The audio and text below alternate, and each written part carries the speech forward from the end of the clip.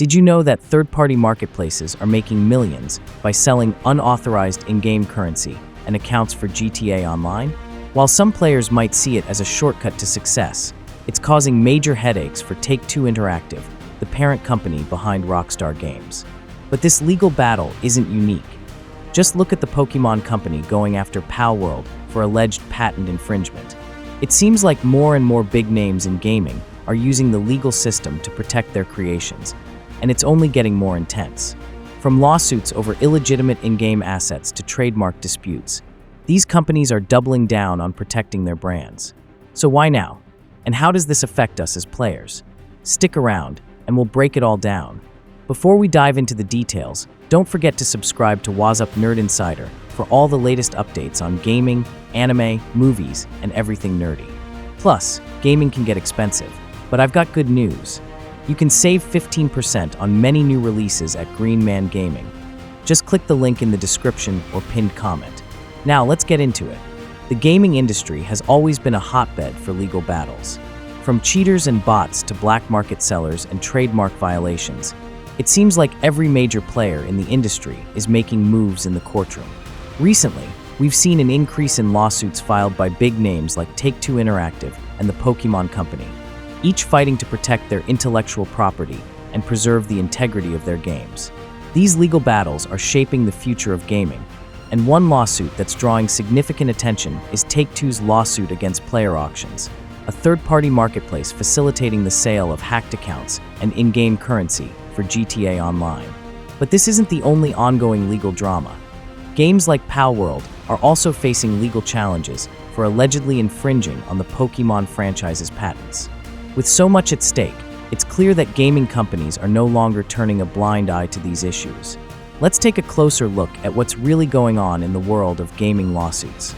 Over the years, GTA Online has established itself as one of the most successful online multiplayer games, drawing millions of players into its sprawling, chaotic world.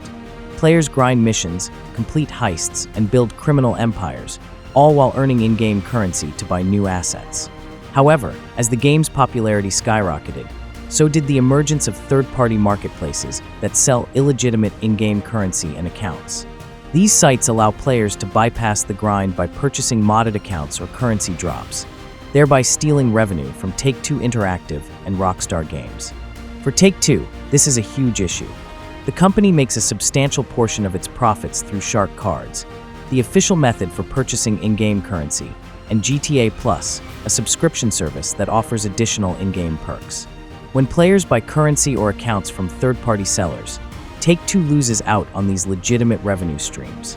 This also impacts the game's economy, as it disrupts the balance and undermines the experience for players who are trying to earn their wealth through gameplay. The most recent and notable case involves Take-Two Interactive suing PlayerAuctions, a third-party marketplace that facilitates the sale of modded GTA Online accounts and illegitimate services. The lawsuit alleges that PlayerAuctions is profiting from transactions involving hacked accounts, in-game assets, and currency obtained through cheating software. Many of these assets are not the result of regular gameplay, but rather from hacks and exploits. In some instances, buyers even hand over their account credentials to third-party sellers to access these services, putting their accounts at risk and violating Rockstar Games' terms of service. Take-Two's legal team argues that these illegal transactions are damaging the company's ability to generate revenue, as they bypass official channels like Shark Cards and GTA Plus. Furthermore, the lawsuit claims that these third-party services also affect the balance and integrity of the game, creating an unfair playing field for legitimate players who don't use cheats. This situation is especially concerning because the marketplace is thriving, with PlayerAuctions reportedly making millions in revenue each year from the sale of these unauthorized items. To better understand why Take-Two is so invested in this lawsuit, we need to look at how these third-party marketplaces work. PlayerAuctions, for example, hosts a vast collection of listings offering a range of services, from modded accounts that have maxed out levels and billions in in-game currency, to account-boosting services where players hand over their account details to cheats who will unlock high-level content. Some sellers even provide currency drops, in which they generate massive amounts of in-game money and transfer it to a buyer's account. All of this circumvents the game's natural economy, providing buyers with immediate access to high-value assets without having to invest time or effort into earning them. Take-Two Interactive has made it clear that this undermines the entire system of the game. Players who opt for these shortcuts may feel pressured to continue cheating to keep up with others who are using similar services. This creates a race for the bottom, as the game's integrity erodes, and players are encouraged to take the easy route rather than engaging with the game as intended. So, why is Take-Two Interactive taking such a hard stance against PlayerAuctions? The main reason is the company's desire to protect the player experience and the game's economy. If illegal third-party services continue to flourish, the entire experience for GTA Online players could become completely unbalanced. Players who grind through missions and heists for their rewards could feel increasingly frustrated as others buy their way to the top.